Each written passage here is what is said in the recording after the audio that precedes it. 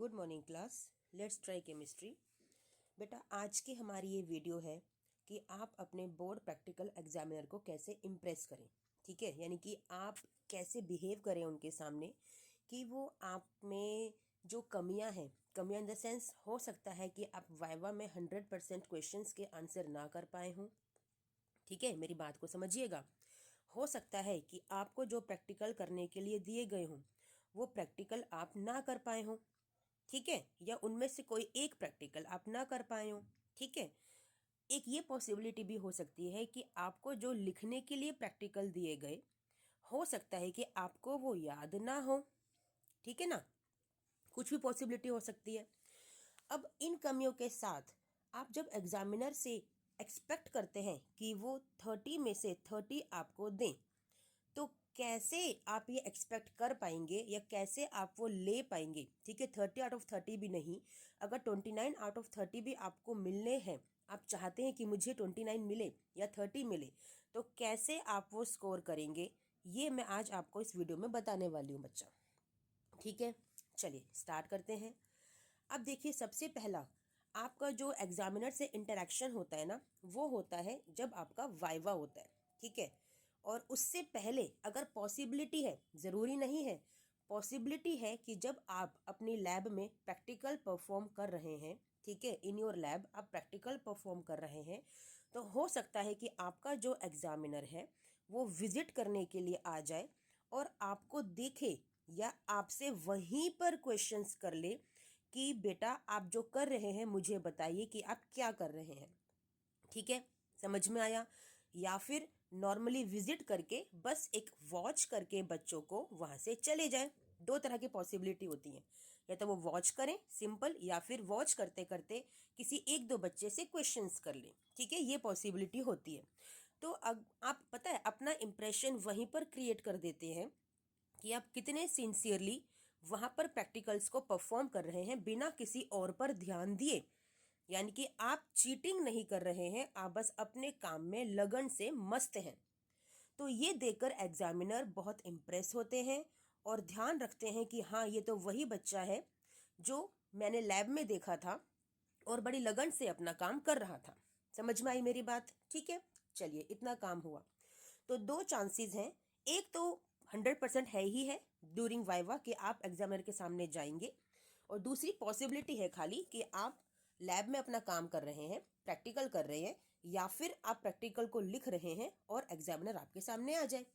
That is a possibility. ठीक है, चलिए अब देखिए, जब भी फर्स्ट मीटिंग हो आपकी आपके एग्जामिनर के साथ, समझिएगा, जब भी आपकी फर्स्ट मीटिंग हो अपने एग्जामिनर के साथ किसी भी तरह से, या तो वाइवा के दौरान या लैब के दौरान, ठीक है, सबसे पहले आपको अपने एग्जामिनर को गुड मॉर्निंग, ठीक है, या फिर जय हिंद विश करना है बेटा।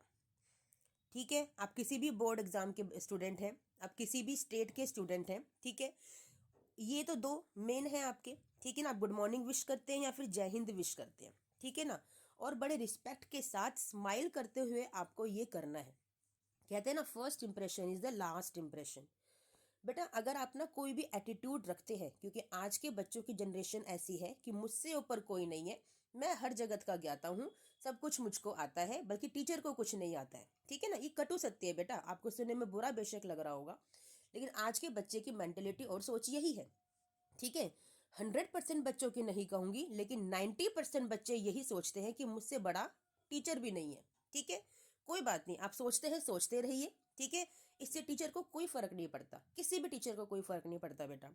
लेकिन पता है आपको बहुत बड़ा फर्क पड़ता है आपके प्रैक्टिकल एग्जाम के दौरान, क्योंकि जो एग्जामिनर नाम की एक चीज होती है ना, जो बैठती है आपके सामने, ये ना आपके सारे एटीट्यूड को निकाल देती है। क्यों? क्योंकि 30 मार्क्स इन्हीं एग्जामिनर के हाथ में होते हैं।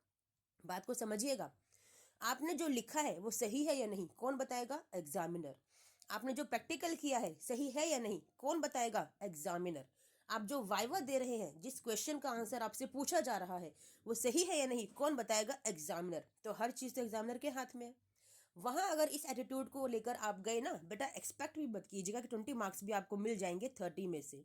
30 और 29 की तो बात बहुत दूर की है। समझ में आया?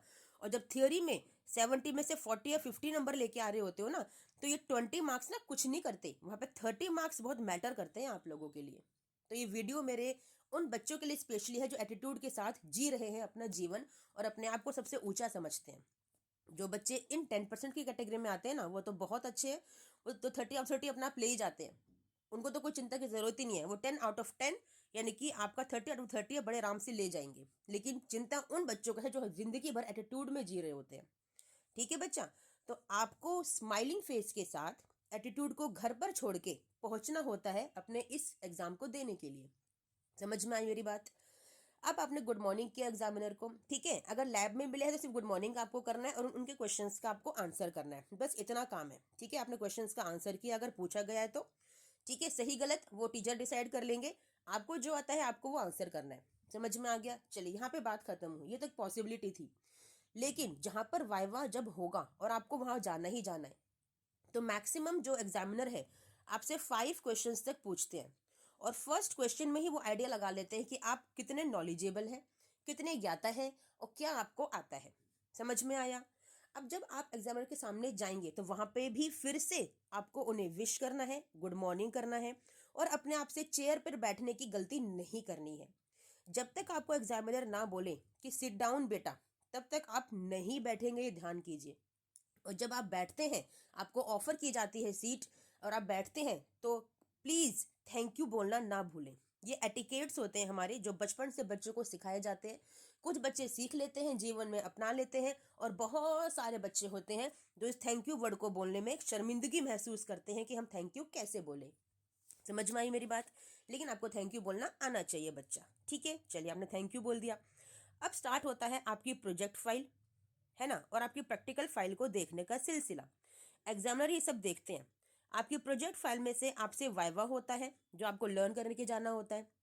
ठीक है, प्रैक्टिकल फाइल में से भी वाइवा होता है, लेकिन उन्हीं प्रैक्टिकल्स का जो आपको करने के लिए दिए गए हैं, बस वही क्वेश्चंस आपसे पूछे जाते हैं कि जो प्रैक्टिकल आपको दिया गया था उनमें से कौन सा प्रैक्टिकल आपको मिला है।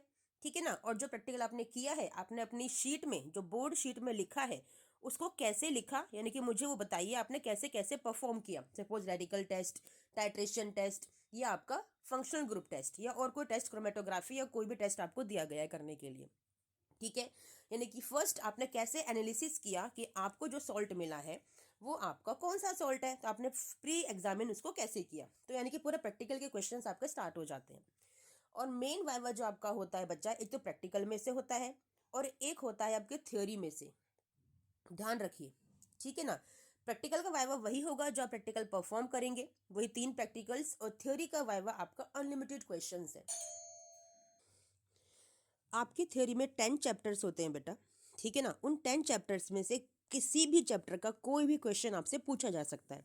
ठीक है, चलिए कोई बात नहीं, अगर आपको आंसर आता है तो ये तो बहुत अच्छी बात है। ठीक है ना, अगर ऐसा लग रहा है कि आप 2 से 3 क्वेश्चंस के आंसर नहीं कर पा रहे हो, आपसे फर्स्ट क्वेश्चन पूछा आप आंसर नहीं कर पाए, या आपको लगा मैंने गलत आंसर किया है, ऐसे सेकंड के साथ हुआ, ऐसे थर्ड के साथ हुआ, तो बेटा आपको ना एग्जामिनर एक चांस देते हैं। वो ये कहते हैं कि आपका कौन सा चैप्टर है जो बहुत अच्छे से प्रिपेयर है। ठीक है, तो आप उनको वो चैप्टर बताएं और फिर उस चैप्टर में से वो उस क्वेश्चन को पूछ लेते हैं। ठीक है, तो इस तरह से भी एग्जामिनर आपसे इम्प्रेस हो जाते हैं कि हाँ बच्चे को कुछ तो आता है। समझ में आया? तो वहाँ पे पॉसिबिलिटी बढ़ जाती है आपको अच्छे मार्क्स मिलने की। बात समझ में आई बच्चा? ठीक है ना, वहाँ पॉसिबिलिटी बढ़ जाती है। चलिए, उसके बाद आपका जो इम्प्रेशन है वो आपकी प्रैक्टिकल फाइल और आपकी प्रोजेक्ट फाइल से भी बनता है कि आपने कैसे डेकोरेट किया है अपनी केमिस्ट्री की या किसी भी अदर सब्जेक्ट की प्रैक्टिकल फाइल या प्रोजेक्ट फाइल को बच्चा। वो इम्प्रेशन भी बहुत अच्छा होता है कि कितनी सुंदर और सफाई से, नीट एंड क्लीन आप वर्क करते हैं अपनी फाइल्स के अंदर। ठीक है, जो भी इंस्ट्रक्शंस टीचर ने दी थी आपको, कितनी आपने उन इंस्ट्रक्शंस को फॉलो किया है। समझ में आया? जैसे कि अगर मैं बताऊं कि कुछ एक्सपेरिमेंट्स ऐसे होते हैं जो टेबल की फॉर्म में लिखे जाते हैं, और बच्चे क्या करते हैं उस टेबल को सिंपल हैंड से ड्रॉ कर देते हैं। ठीक है, डायग्राम्स, फिगर्स होते हैं, हैंड से ड्रॉ कर देते हैं और वो टेढ़ी मेढ़ी लाइंस बनती हैं, तो वो इंप्रेशन रॉन्ग जाता है। आपको प्रॉपर स्केल का यूज़ करना चाहिए इन चीज़ों के लिए। ठीक है, ये सारी बातें मिलकर इम्प्रेशन यानी कि इम्पैक्ट डालती हैं टीचर के ऊपर, आपके एग्जामिनर के ऊपर, और फिर उसी इम्प्रेशन के चलते वो आपको उतने मार्क्स असाइन करते हैं। ठीक है, ये तो था आपका अपना खुद का परफॉर्मेंस, ध्यान से सुनिएगा। सेकंड जो चीज़ मैटर करती है वो है आपके सब्जेक्ट टीचर का इम्प्रेशन, कि आपने अपने सब्जेक्ट टीचर पर कितना इम्प्रेशन डाला हुआ है through out the year. Last के 1 महीने या 2 दिन के अंदर नहीं कि भैया अब मेरा कल प्रैक्टिकल है तो चलिए टीचर को इम्प्रेस कर लिया जाए, ऐसे नहीं। आपने पूरे साल अपने टीचर की कितनी बात मानी, उनकी कही हुई, उनकी बताई हुई इंस्ट्रक्शंस को कितना फॉलो किया, आपने कितना टाइमली अपना वर्क कंप्लीट करके चेक कराया। ठीक है, ये सारी चीज़ें मैटर करती हैं, क्योंकि जब आपका वाइवा हो जाता है, आप सब बच्चों का सब कुछ प्रैक्टिकल, रिटर्न, वाइवा जब सब कुछ कंप्लीट हो जाता है ना, वाइवा भी कंप्लीट हो गया, रिटर्न भी कंप्लीट हो गया, और आपके प्रैक्टिकल्स जो आपको करने थे वो भी कंप्लीट हो गए, है ना, सब कुछ कंप्लीट हो गया। उसके बाद आपको एक रूम में बिठा दिया जाता है। उस टाइम पे ना आपके सब्जेक्ट टीचर और आपके जो एग्जामिनर हैं उनके बीच में डिस्कशन चलता है मार्क्स को लेकर। ठीक है बच्चा, अब वहाँ पे डिसाइड किया जाता है कि बच्चे की परफॉर्मेंस थ्रू आउट कैसी रही है, उसके बेस पे भी आपको मार्क्स मिलते हैं। ध्यान रखिएगा, कभी कभी ऐसा होता है कि आप अच्छा परफॉर्म नहीं कर पाए अपने प्रैक्टिकल्स में, तो वहाँ पे आपकी थ्रू आउट ईयर की जो परफॉर्मेंस है वो भी मैटर करती है आपके मार्क्स पर। तो उस समय पे ऐसा होता है, अगर आपने प्रैक्टिकल में अच्छा स्कोर कर लिया तो कोई बात ही नहीं है, लेकिन अगर आप इन तीनों चीज़ों में फेल हो रहे हैं, ध्यान दीजिएगा बेटा, तब जाके सब्जेक्ट टीचर को बुलाया जाता है और उनकी राय ली जाती है कि अब आप बताइए इस बच्चे का क्या करना है। तो फेल हो रहा है प्रैक्टिकल के अंदर, इसे तो कुछ भी नहीं आता है, ना इसने लिख के दिखाया, ना इसने कुछ करके दिखाया, ना इसने बोल के दिखाया, अब क्या करें, मैं तो फेल कर दूंगा इसको, एग्जामिनर ऐसा बोलता है। तब सब्जेक्ट टीचर जो जिनको आपने पूरे साल परेशान किया है, बताए पता है आपको, वो रिक्वेस्ट करते हैं एग्जामिनर से आपको सिर्फ पास करने के लिए कि हमारा बच्चा है, पूरे साल हमारे साथ रहा है, हम इसका फ्यूचर बर्बाद नहीं करना चाहते, हम चाहते हैं कि ये बच्चा पास हो जाए। तब सब्जेक्ट टीचर आपकी पूरे साल की परफॉर्मेंस के बेस पे आपको वहाँ पे पास करवाने की कोशिश करते हैं। लेकिन अगर एग्जामिनर नहीं मानते, ये भी ध्यान करना, सब्जेक्ट टीचर कोशिश पूरी करता है लेकिन गलती नहीं होती है उनकी, क्योंकि अगर एग्जामिनर मान जाए तो ठीक है, अगर नहीं मानते तो फिर आप फेल ही होते हैं। ठीक है, तो कहने का मतलब यही है कि पूरा का पूरा जो भी इम्पैक्ट है वो आपको सिर्फ और सिर्फ एग्जामिनर पे बनाना होता है, और सब्जेक्ट टीचर को थ्रू आउट द ईयर आपको उनकी इंस्ट्रक्शंस को फॉलो करते हुए रहना होता है, जिससे वो आपकी हेल्प कर सके किसी मौके पे आके। समझ में आई मेरी बात? और उसके बाद जब वाइवा दे के आप जाते हो ना एग्जामिनर से, तब भी आपको थैंक यू और गुड मॉर्निंग कह के विश करके आपको जाना होता है। अगर आफ्टरनून हो गया तो गुड आफ्टरनून बोलेंगे, गुड मॉर्निंग चल रहा है तो गुड मॉर्निंग बोलेंगे। समझ में आया? और हमेशा झुक के गुड मॉर्निंग बोलते हैं अपने से बड़ों को, ये भी ध्यान करिए। छोटी छोटी बातें हैं जो मैटर करती हैं, ठीक है ना, आपके एग्जाम्स के लिए। आया समझ में बच्चा? तो ये मेरे कुछ पॉइंट्स थे जो मैंने आपको बताया कि कैसे आप अपने सब्जेक्ट टीचर और एग्जामिनर को इम्प्रेस करके रखेंगे तो आपको मार्क्स अच्छे मिल जाएंगे। लेकिन ओवरऑल जो इम्पैक्ट है वो आपको अपने एग्जामिनर पे बनाना होता है ताकि आपको मार्क्स अच्छे मिल जाएं। ठीक है, आपकी परफॉर्मेंस के थ्रू, परफॉर्मेंस कौन कौन सी, आपकी रिटर्न में परफॉर्मेंस, ठीक है, आपके वाइवा में परफॉर्मेंस, और आपके प्रैक्टिकल के करने में परफॉर्मेंस, ये सारी चीज़ें मैटर करती हैं कि आपको एग्जामिनर कितने मार्क्स देंगे। समझ में आया बच्चा? ठीक है, इसके अलावा अगर आपको कोई भी क्वेरी है, कोई क्वेश्चन है किसी भी चीज़ को लेकर, तो मुझे कमेंट बॉक्स में ज़रूर कमेंट करें, मैं आपकी क्वेरीज को ज़रूर सोल्व करूँगी। ठीक है बच्चा, चलिए मिलते हैं नेक्स्ट वीडियो में। टिल देन थैंक यू बच्चा, बाय।